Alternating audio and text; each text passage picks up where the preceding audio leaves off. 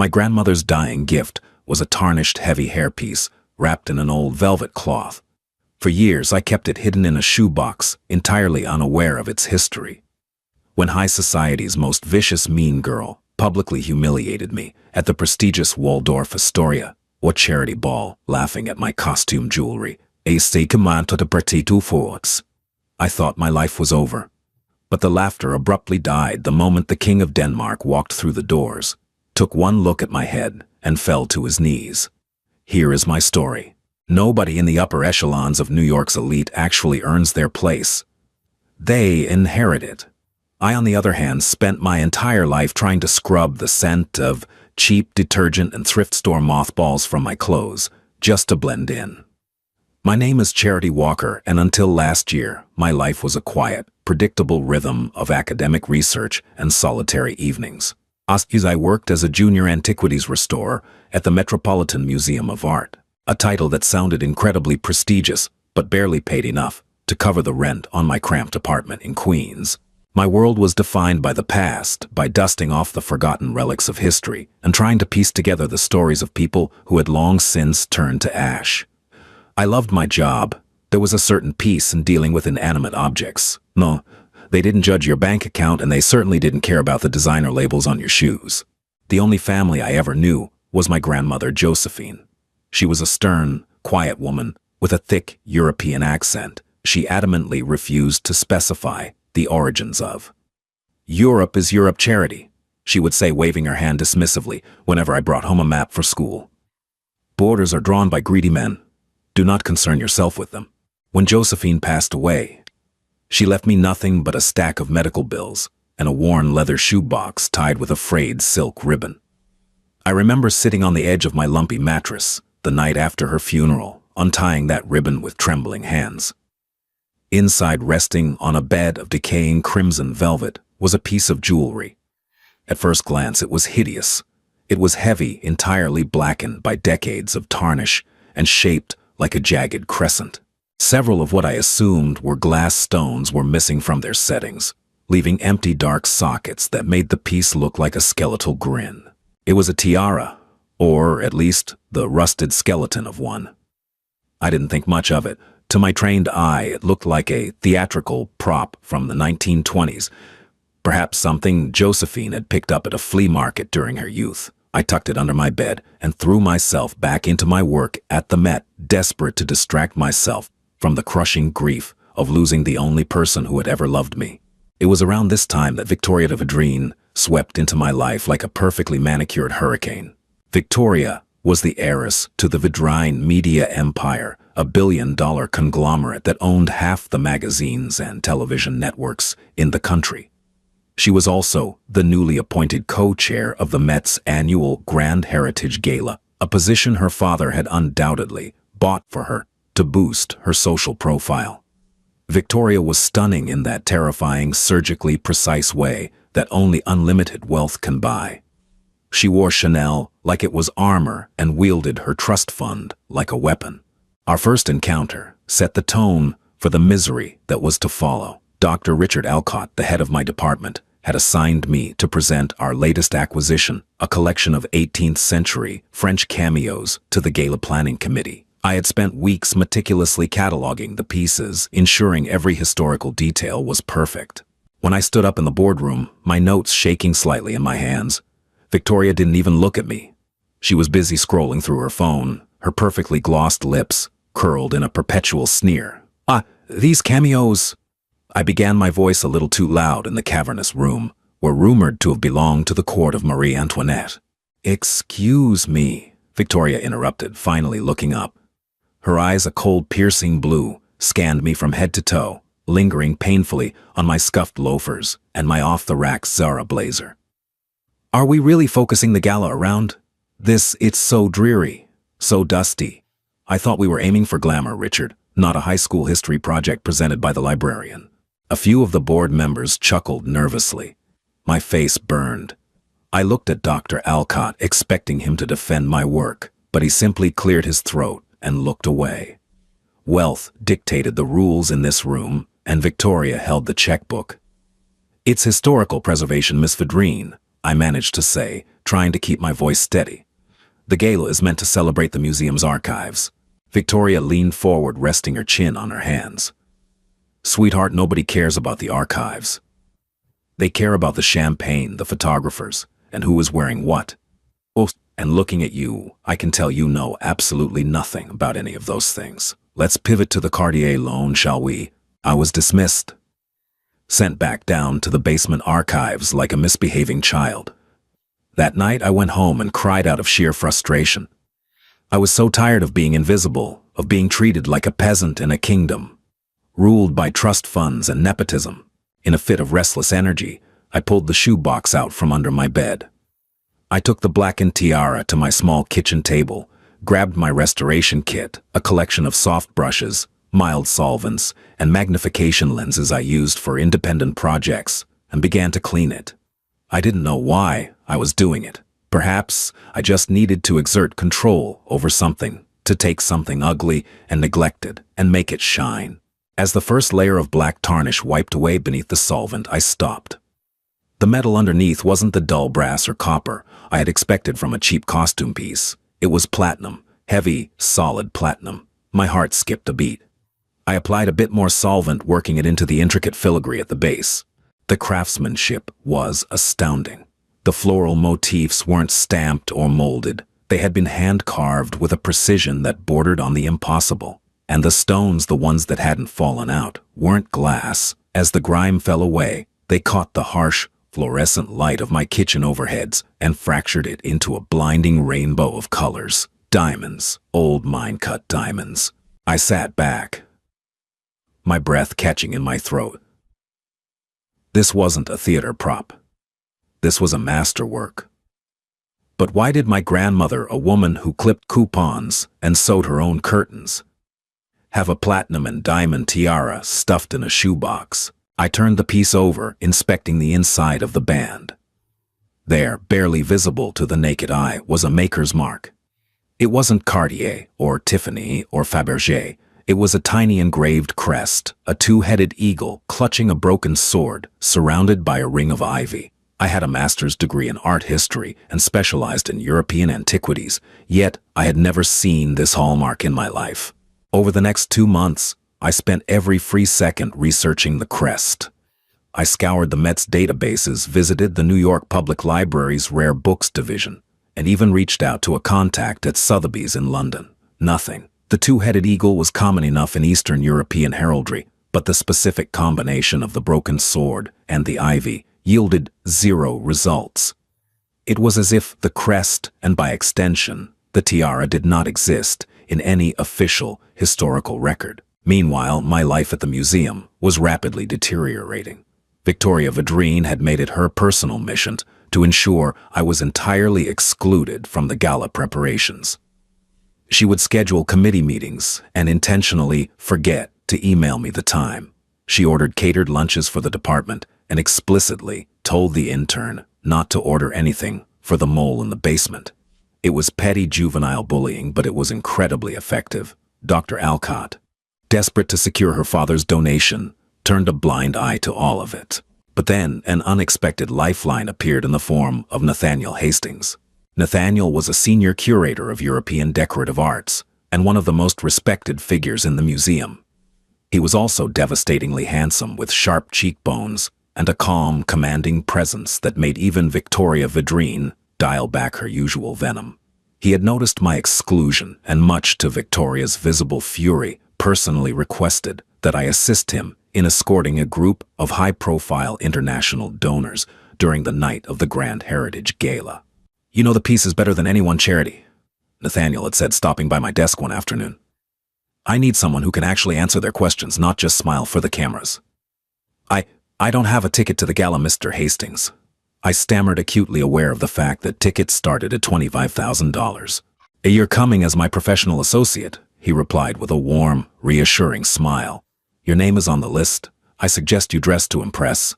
The European delegations can be quite traditional." I was going to the ball. The initial excitement lasted exactly 3 hours, right up until I opened my closet and realized I owned absolutely nothing appropriate for a white tie event at the Waldorf Astoria. The gala had been moved from the museum to the Waldorf's grand ballroom to accommodate the sheer scale of the guest list. I couldn't show up in a polyester blend. I enlisted the help of my only close friend Sarah, a theater costumer who lived in the apartment below mine. For 3 weekends, we scoured every high-end consignment shop, thrift store, and vintage boutique in the tri-state area. Everything was either violently outdated, completely damaged, or still wildly out of my price range. We are running out of time. Charity. Sarah sighed, sitting on the floor of a dusty vintage shop in Brooklyn, surrounded by tulle and taffeta. Unless you want to go wrapped in a bedsheet, we need a miracle. The miracle came in the form of a heavily discounted, slightly damaged Oscar de la Renta gown from a liquidator's auction. It was a midnight blue silk velvet cut with a classic sweeping elegance that felt both timeless and dramatic. It had a tear near the hem and a broken zipper. But Sarah, bless her heart, spent 3 nights meticulously repairing it until it looked custom-made for my body. "It's perfect," Sarah breathed, zipping me into the gown the afternoon of the gala. The deep blue velvet brought out the paleness of my skin and made my ordinary brown eyes look almost striking. "But it needs something. The neckline is too bare. Do you have a necklace?" "Earrings." I looked at my reflection in the cheap, warped mirror of my bedroom. I had no jewelry. But then my eyes drifted to the worn leather shoebox sitting on my dresser. I hadn't fully restored the tiara. I lacked the professional equipment needed to replace the missing stones without damaging the settings, but I had managed to clean it entirely. The platinum shone with a brilliant cold fire, and the remaining diamonds caught the afternoon light, casting tiny rainbows across the bedroom walls. "I have this," I said quietly, walking over and lifting the tiara from the velvet. Sarah gasped. "Charity, what is that? Is that real?" "I think so. It was my grandmother's. You have to wear it. It perfectly matches the drama of the dress." I hesitated. Wearing a tiara to a New York gala was a risky move. While the dress code was white tie, and extravagant tiaras were usually reserved for actual royalty or eccentric billionaires. If I wore it, I would be making a massive statement. I would be painting a target on my back for people like Victoria Vidrine. But as I held the cold metal in my hands, I felt a strange surge of defiance. Victoria had spent months trying to make me feel small, insignificant, and ugly. She wanted me to hide in the basement. Wearing this heirloom, a piece of my grandmother, a piece of my hidden history, felt like an act of rebellion. "Okay," I said, my voice steadying. "I'll wear it." Sarah styled my hair into an elegant sweeping updo, carefully pinning the heavy platinum piece into place. The moment it rested on my head, something shifted. The weight of it forced me to stand taller, to pull my shoulders back. I didn't look like Charity the basement archivist anymore. I looked like someone who belonged. The Waldorf Astoria that night was a spectacle of obscene wealth. The grand foyer was draped in thousands of white orchids, and a string quartet played softly in the corner, entirely drowned out by the clinking of crystal champagne flutes and the roar of privileged conversation. Flashbulbs went off in rapid succession near the red carpet entrance, capturing the city's elite in their finest couture. I arrived in a standard yellow cab, feeling incredibly out of place the moment my borrowed Louboutin heels hit the pavement. I kept my head down, navigating through the sea of photographers, grateful that they ignored me entirely to focus on a famous pop star arriving behind me. Inside the grand ballroom, the opulence was suffocating. Chandeliers the size of small cars dripped from the ceiling, casting a warm golden glow over the crowd. I stood near one of the massive marble pillars, waiting for Nathaniel to finish speaking with a museum board member. I held my breath, hoping to remain unnoticed until I was needed. But in a room full of sharks, blood in the water is noticed instantly. "Well, well, well, look what the cat dragged in from the archives." The voice cut through the noise of the room like a serrated knife. I turned to see Victoria Vidrine, flanked by 3 of her society friends. She was wearing a custom Crimpton gown that looked like it had been painted onto her body, dripping in what I recognized as a $3 million Cartier diamond suite. She stopped a few feet in front of me, her eyes slowly raking up and down my body. She noted the vintage cut of the velvet dress, the complete lack of a designer handbag, and finally her gaze snapped to the top of my head. A cruel, genuine smile broke across her face. "Oh, Charity, She crooned, her voice loud enough to turn the heads of the people standing nearby. Are we going to a costume party after this? Because I think you misunderstood the dress code. Victoria, I said calmly, fighting the urge to shrink back against the pillar. Mr. Hastings asked me to attend to assist with the European delegation. I'm sure he did, she laughed, taking a sip from her champagne flute. Nathaniel always did have a soft spot for charity cases. But sweetie, let's talk about the elephant in the room. What is that on your head? Her friends giggled, leaning in like vultures. The conversation in our immediate circle began to die down, people turning to watch the spectacle. Victoria Vadrain destroying a nobody was the best free entertainment money could buy. It's a family heirloom, I said, keeping my chin high. The heavy weight of the platinum felt grounding. A family heirloom, Victoria repeated, her voice dripping with mock awe. She took a step closer, invading my personal space. She reached out and before I could step back, tapped the side of my tiara with her manicured fingernail. From where the clearance bin at Claire's Accessories? Or did you win it at a carnival? Don't touch me, I snapped, slapping her hand away.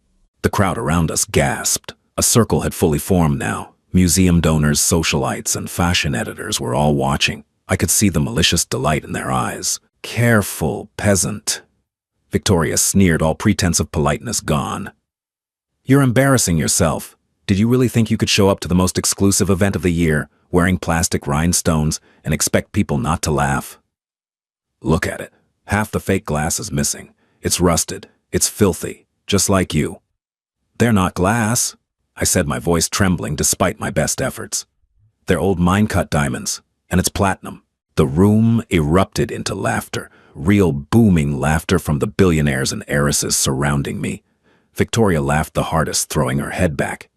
Platinum, she shrieked.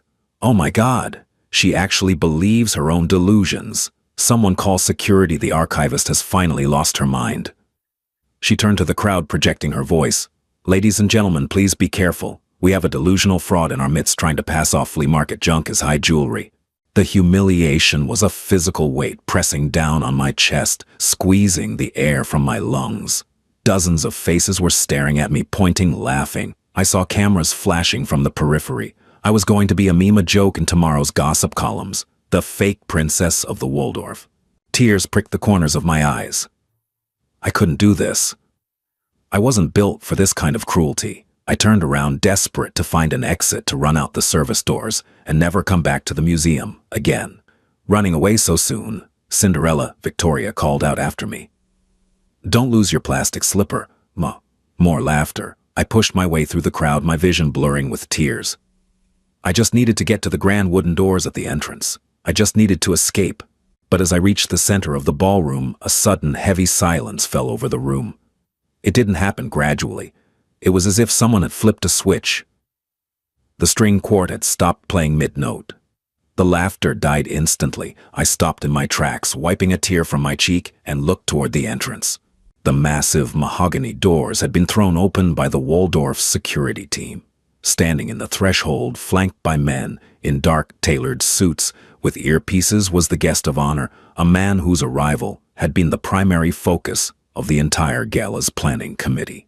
King Edward of the Principality of Valerius.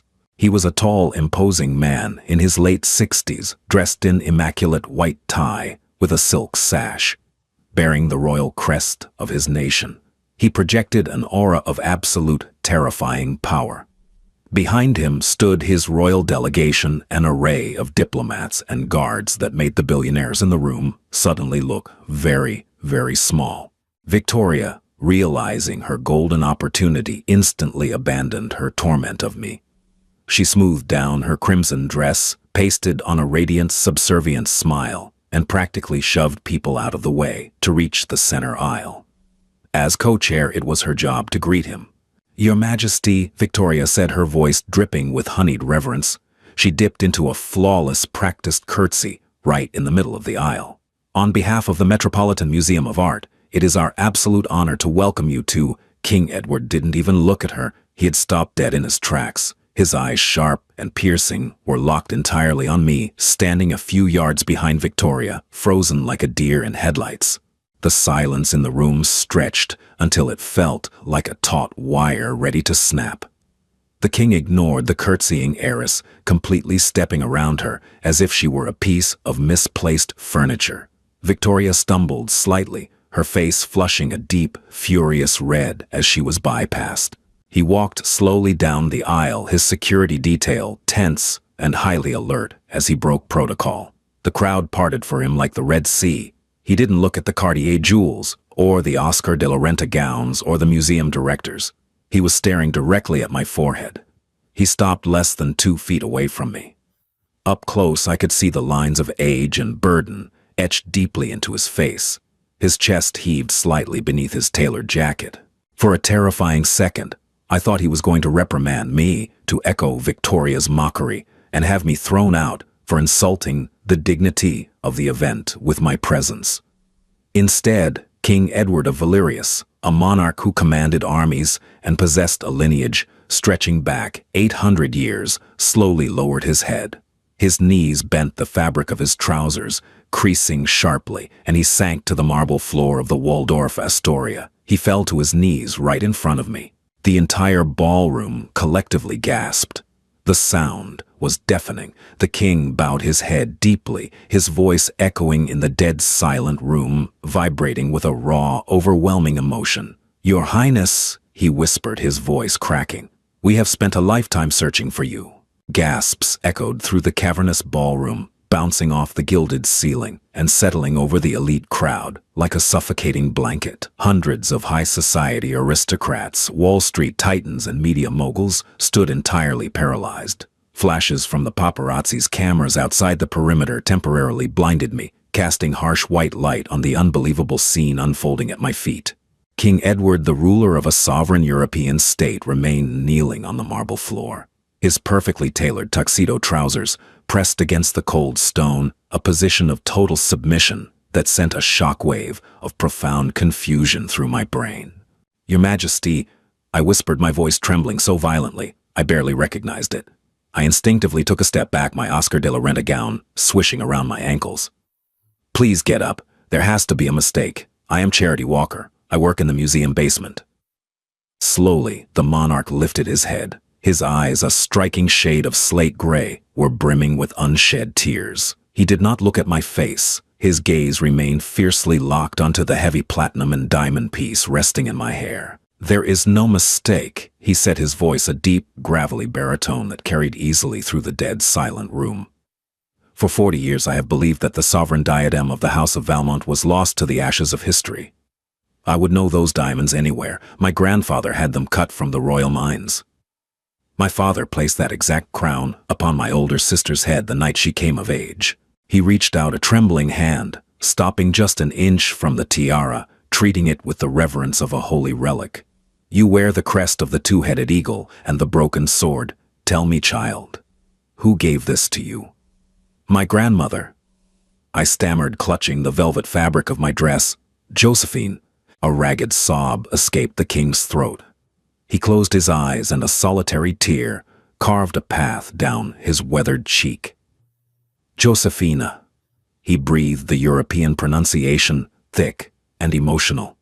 "She survived." Victoria Vadrine, who had been standing a few feet away, with her face burning, a mottled, furious red, finally snapped out of her shock.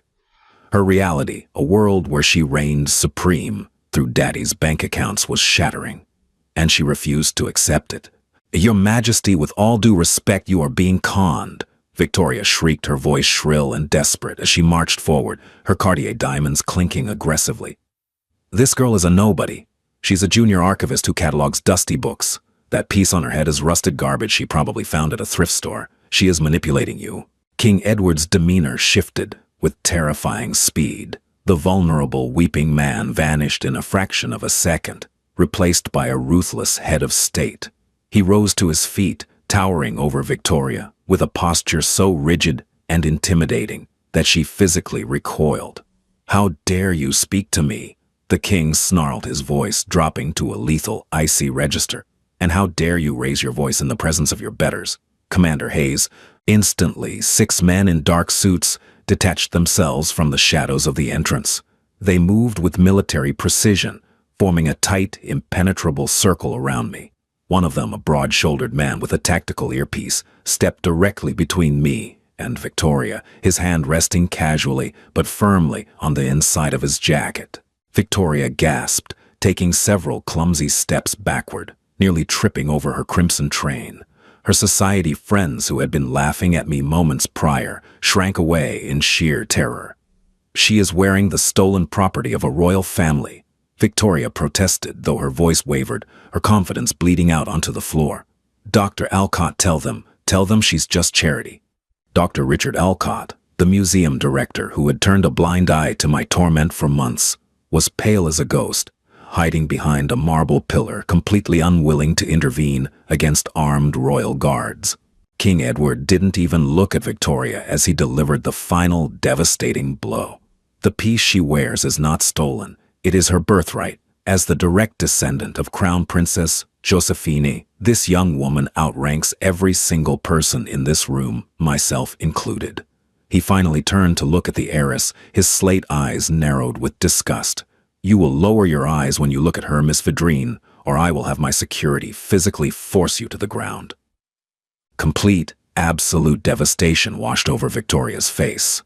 The heiress, who had commanded the room with cruel authority, was suddenly reduced to a trembling, humiliated spectator. Nathaniel Hastings, the senior curator who had secured my invitation, stepped forward from the crowd.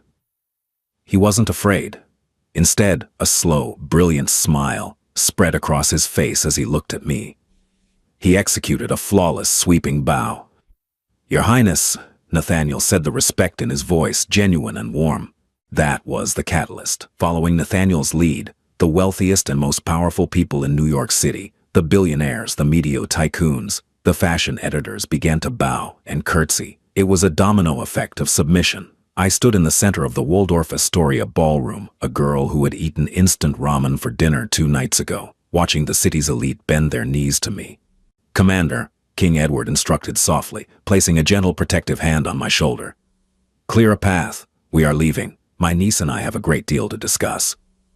Escaping the ballroom was a blur of flashing lights and shouted questions from the paparazzi who had breached the perimeter.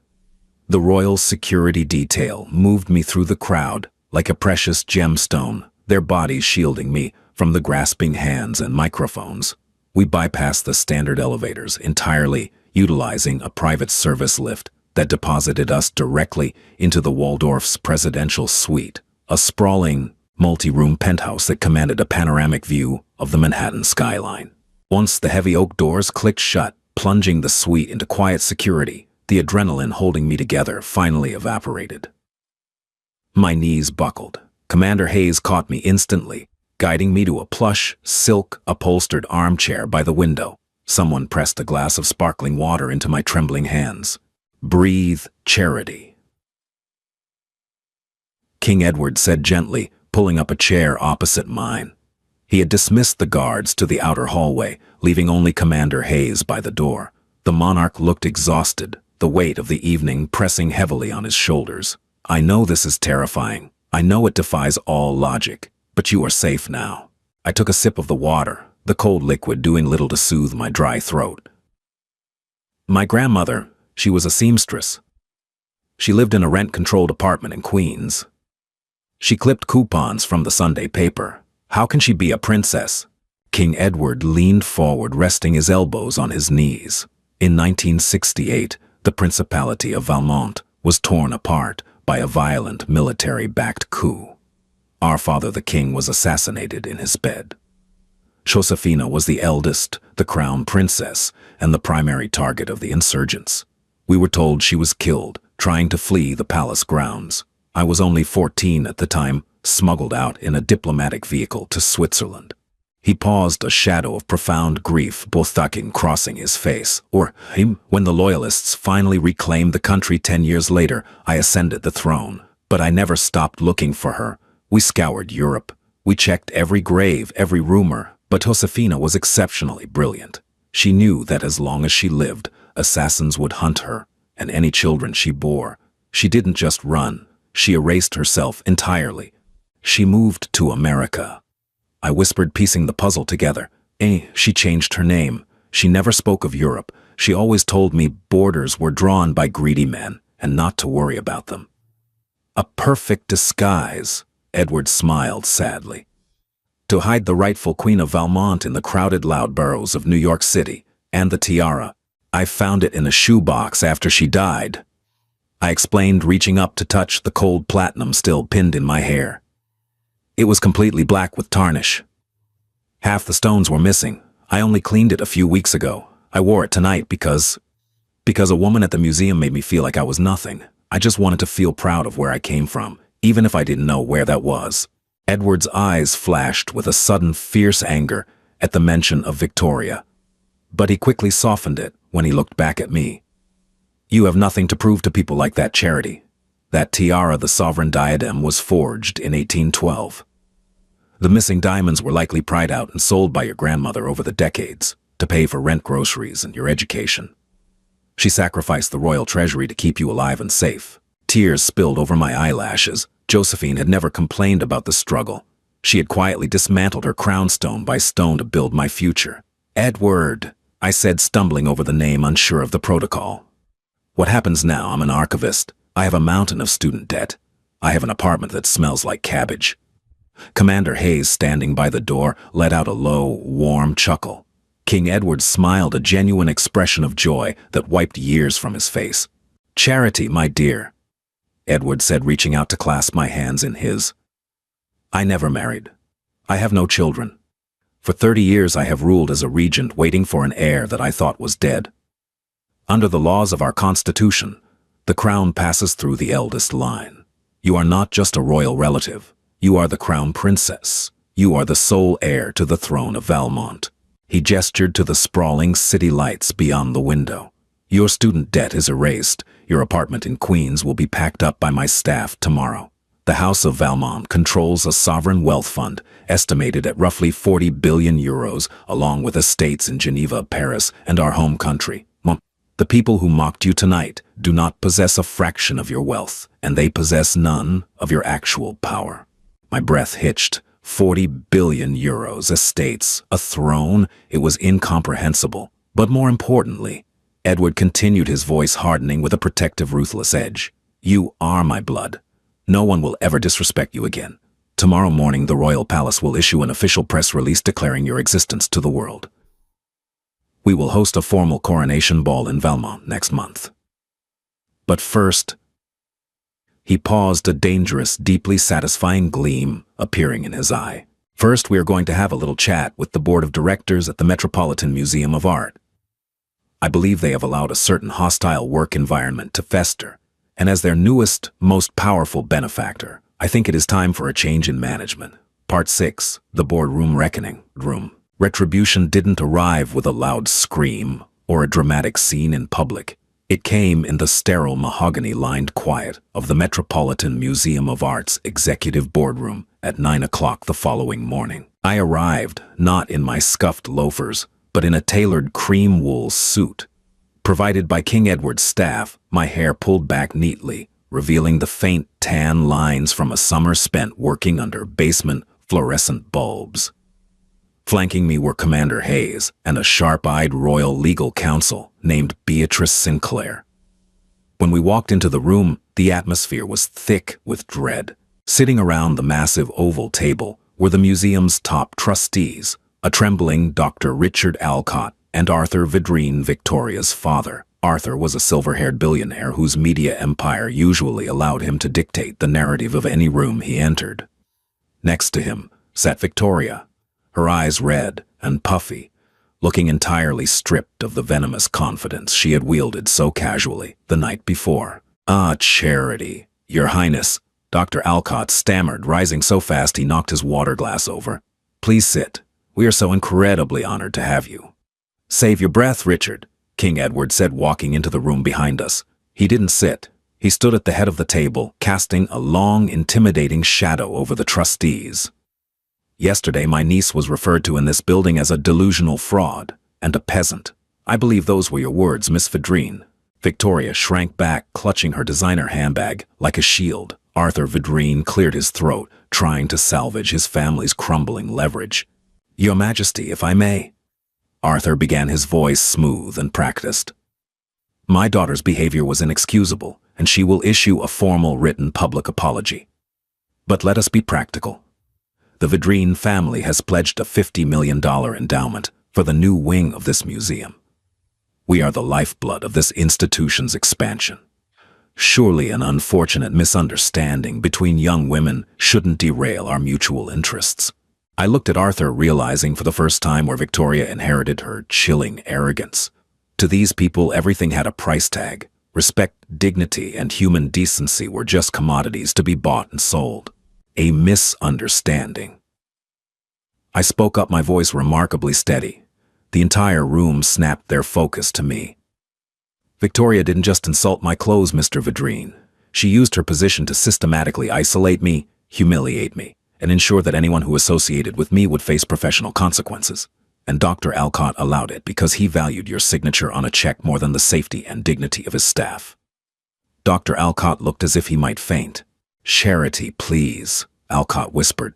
"I was under immense pressure."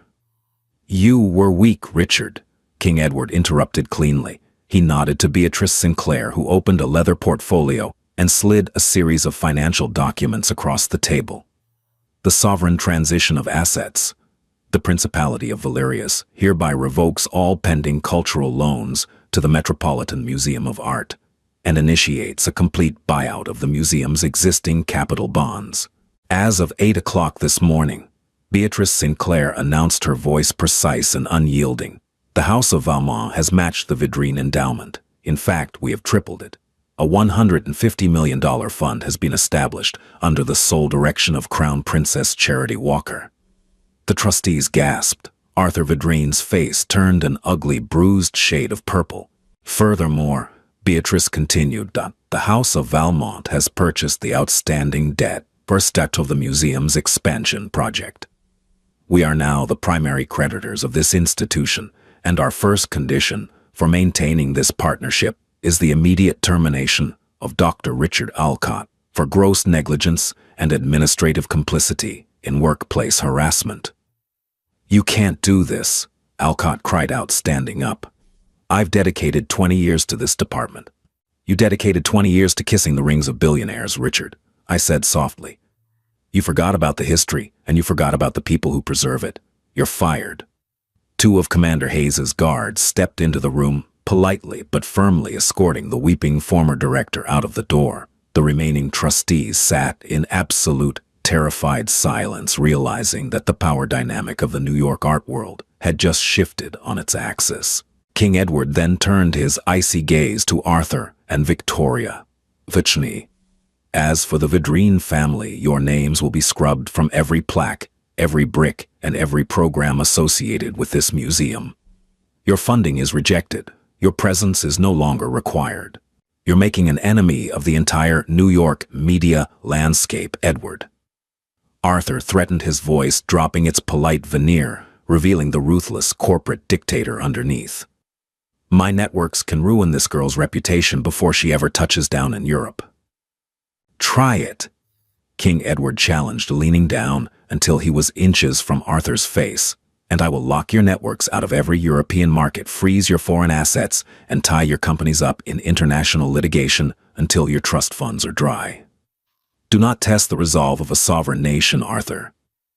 Now take your daughter and get out of my sight." Victoria began to sob openly as her father rudely grabbed her by the arm, dragging her out of the boardroom. The door clicked shut behind them, leaving a profound, cleansing silence in the room. I let out a breath I felt like I'd been holding for years. I looked up at Nathaniel Hastings, who was sitting at the far end of the table. He gave me a slow, proud wink. I smiled back. The basement archivist was officially gone, but the real mystery was just beginning. Later that evening, the heavy velvet drapes of the presidential suite were drawn against the glowing New York horizon. The room was quiet, save for the soft scratch of a fountain pen as Beatrice Sinclair finalized the legal transfers of my grandmother's remaining estate. Nathaniel Hastings had joined us at the king's request.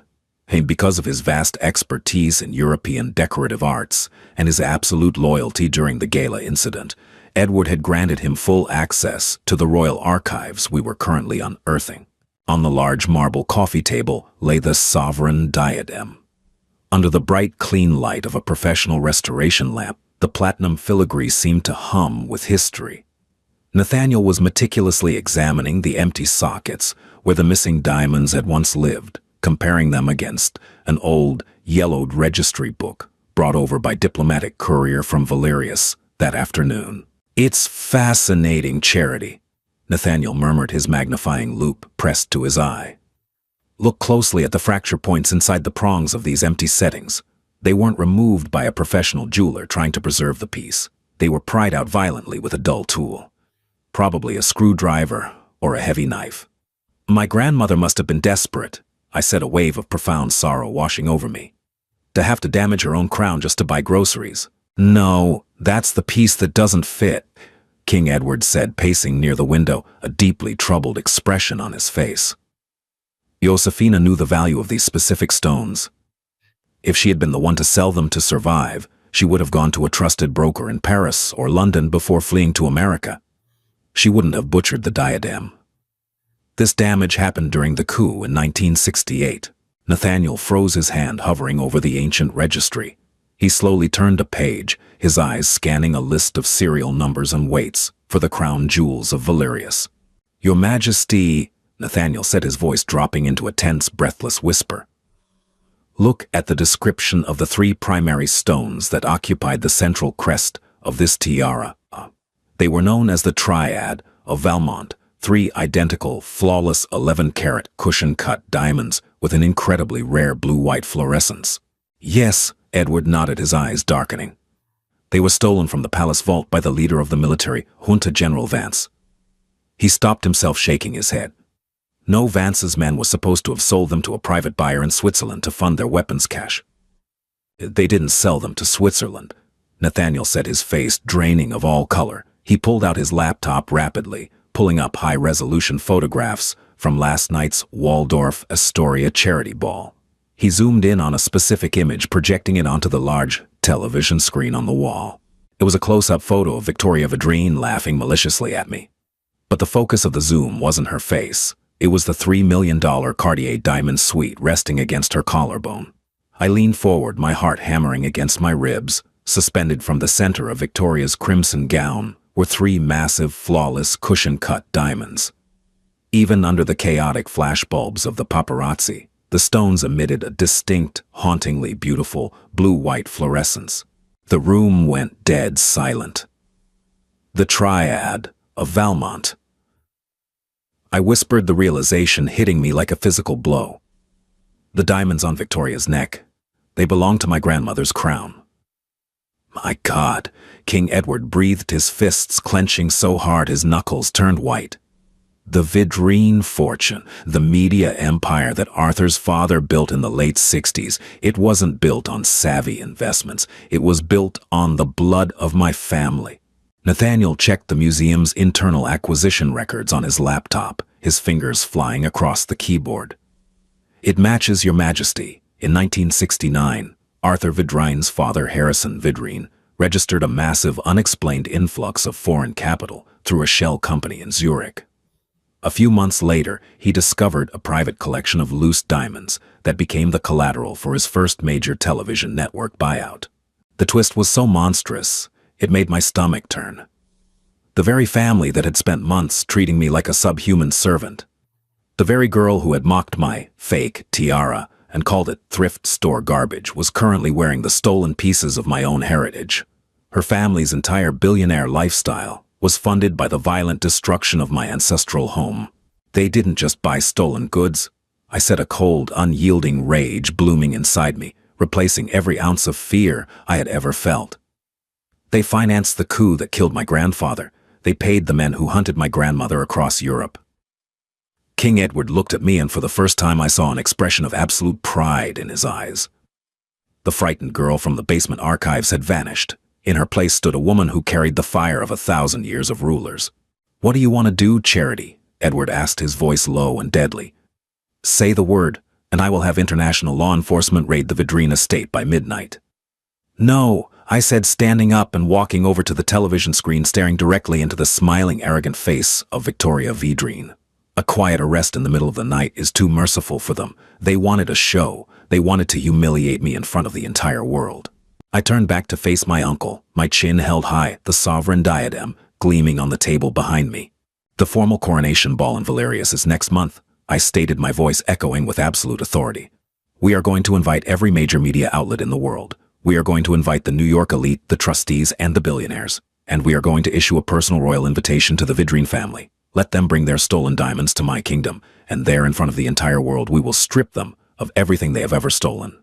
Preparation for a royal coronation is a logistical leviathan, but organizing one designed specifically to execute an international takedown requires the precision of a military campaign. For the next 4 weeks, my life transformed entirely. I was flown out of New York on King Edward's private Gulfstream G65, leaving the smog of Queens behind for the crisp alpine air of the Principality of Valmont. The royal residence, the Palais de l'Aube, made the Waldorf Astoria look like a suburban motel. It was a sprawling 17th-century masterpiece of Baroque architecture, boasting terraced gardens that rivaled the Château de Versailles, and a throne room lined entirely in lapis lazuli and gold leaf. Yet despite the breathtaking luxury, I spent most of my time in the subterranean royal archives with Nathaniel Hastings and Beatrice Sinclair. We were building an airtight legal and historical case. Nathaniel reached out to his most discreet contacts at Christie's and Sotheby's in Geneva, pulling decades-old auction records and insurance appraisals. Beatrice worked directly with Interpol's Art Heritage Division, quietly securing warrants based on the serial numbers and gemological fingerprints of the Triad of Valmont. Meanwhile, back in New York, the trap was baited. As expected, Arthur Vidraine's media empire had launched a subtle but vicious smear campaign against me the moment we left American soil. Blind items in Page 6 and Vanity Fair hinted that the newly discovered Princess Charity was an imposter, a gold-digging American opportunist who had somehow manipulated an aging, grief-stricken king. Victoria, desperate to reclaim her throne as the ultimate society IT girl, was photographed relentlessly, always looking perfectly composed, always pushing the narrative that she was the victim of a jealous, tyrannical monarchy. They were arrogant, and that arrogance was the exact lever we needed to pull. When the heavy gold-embossed invitations to my official investiture ball were delivered via diplomatic courier to the New York elite, the Vidrines were placed at the very top of the guest list. "Will they actually come?" I asked King Edward one evening, standing on the balcony of my newly appointed private wing, looking out over the glittering city of Valmont below. "After what happened at the museum, why would they walk directly into our territory?" "Because they are terrified," Edward replied, taking a sip of his espresso. Arthur's stock prices took a 5% dip the day we pulled our museum funding. The rumors are starting to swirl among the elite that the Vidrines have lost their untouchable status. If they decline an official royal invitation to the social event of the decade, it confirms they are cowards in exile. But if they attend, and they are photographed rubbing shoulders with European royalty, it legitimizes them again. I finished understanding the psychology of the billionaire class. It proves to the world that there is no bad blood. Exactly. Edward smiled, a sharp, predatory expression. And Arthur will want to show dominance. He will want to prove that American media money bows to no crown. I guarantee you, Charity, they will not only attend, but Victoria will wear the Cartier suite. It is their ultimate status symbol. He was entirely correct. 3 days before the ball, the flight manifests registered Arthur and Victoria Vidrine's arrival at the private airstrip in Valmont. The night of the coronation ball arrived with a level of media frenzy unseen since a British royal wedding. Network anchors from CNN, BBC, and Al Jazeera broadcasted live from the palace gates. Inside the grand hall of mirrors, 300 of the most powerful people on the planet were assembled. The men wore tailored evening dress adorned with military honors. The women wore haute couture that cost more than most residential homes. I stood in the antechamber staring at my reflection in a full-length antique mirror. Sarah, my costumer friend from Queens, whom I had flown out via first class to be my official stylist, was adjusting the sweeping train of my custom Dior gown. It was spun from silver thread and midnight blue silk, a direct homage to the velvet dress I had worn the night my life changed. "You look like a queen, Charity," Sarah whispered, stepping back with tears in her eyes. Nathaniel walked into the room holding the velvet box containing the sovereign diadem. It had been meticulously cleaned and polished, the platinum blazing under the crystal chandeliers. The empty sockets at the center crest remained conspicuously barren, a physical scar on a beautiful piece of history. He lifted the heavy tiara and carefully secured it into my hair. "Are you ready, Your Highness?" Nathaniel asked softly, offering me his arm. I looked at the empty spaces in my crown. I thought of my grandmother sewing curtains until her fingers bled, while the people who financed her family's murder drank champagne on super yachts. The fear that had once defined my life was entirely gone.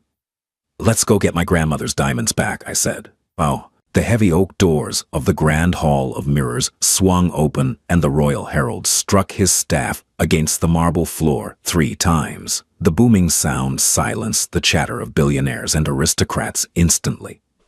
Presenting Her Royal Highness, Crown Princess Charity, Josephine of the House of Valmont.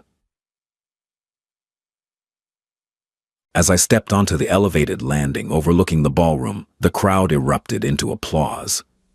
Flashes from the approved press pool illuminated the room like a strobe light. King Edward stood at the base of the grand staircase, beaming with pride, waiting to receive me. I descended the stairs slowly, my silver train cascading behind me. My eyes scanned the sea of faces, dismissing the tech moguls and oil barons searching exclusively for the trap's prey. I found them near the center of the room. Arthur Vidrine stood rigidly, a tight, artificial smile plastered on his face. Beside him, Victoria was a vision in emerald green satin, and there, resting against her skin, suspended in heavy platinum settings, were the 3 flawless 11-carat cushion-cut diamonds. The triad of Valmont. Even from 20 yards away, their blue-white fluorescence was unmistakable. They looked alien on her, a stolen piece of my bloodline, wrapped around the neck of a thief. I took my place beside King Edward at the front of the room. He raised a hand, and the applause faded into a respectful, expectant silence. "Welcome, honored guests, to the Principality of Valmont." King Edward's voice boomed through the hall's acoustics. "Tonight we celebrate the return of our bloodline, the restoration of our history, and the closing of a dark, painful chapter. But before we begin the festivities, my niece has a matter of historical preservation to address." I stepped forward to the microphone. The television cameras swiveled, their red recording lights locking onto me. Billions of people were watching live. History is not just a collection of dates and artifacts. I began, my voice steady, projecting across the quiet room. It is the record of human survival. For decades, my grandmother, Crown Princess Josephina, was erased from that history by violent men who sought to destroy our family and steal our nation's wealth. I paused, letting the weight of the words settle. I looked directly at Arthur and Victoria. Victoria shifted uncomfortably, her hand instinctively rising to touch the diamond necklace. When she fled the palace in 1968, my grandmother took only one thing to remember her home: the sovereign diadem. I gestured to the crown on my head. The cameras zoomed in, projecting the image of the tiara onto the massive screens positioned around the ballroom. The empty, damaged sockets were visible to the world. But she did not escape unscathed. During the coup, mercenaries pried the 3 center stones from this crown. The triad of Valmont. They sold these blood diamonds to a foreign investor to fund the military junta that murdered my grandfather. A murmur rippled through the crowd. For 50 years, those stones were considered lost. I continued, stepping down from the dais and walking slowly into the crowd. The aristocrats parted for me, creating a direct, unavoidable path toward the Vidrines. Until a month ago at a charity ball in New York, when I saw them worn as a trophy by a woman who mocked my heritage. Arthur's face drained of color. He finally realized the trap. He grabbed Victoria's arm. "We are leaving," he hissed loudly, trying to push through the crowd. "Commander Hayes," King Edward commanded. Instantly, the heavy doors of the ballroom slammed shut. Itaim, royal guards in full dress uniform, heavily armed, stepped in front of every exit. The crowd gasped, stepping back in sheer panic, leaving Arthur and Victoria entirely isolated in a wide circle of empty marble floor. I stopped 5 feet away from them. "You are out of your mind," Arthur shouted, pointing a trembling finger at me. "This is a defamation. I will sue you in every international court on earth. These diamonds belong to the Vidrain estate. No, Mr. Vidrain," Beatrice Sinclair said, stepping out from the crowd and handing me a thick leather folder. I opened it and held up the documents for the cameras. "These are the original Swiss banking ledgers from 1969. They detail a transaction of $10 million from your father Heiress Vidrain to the military junta in exchange for 3 stolen, undocumented diamonds. We also have the gemological fingerprint scans from Interpol. The stones around your daughter's neck are registered stolen property of the Valmont crown." Victoria let out a terrified sob, clutching the necklace desperately. "They're mine. You're lying. You're just a basement rat." "Victoria," I said coldly, my voice cutting through her hysterics.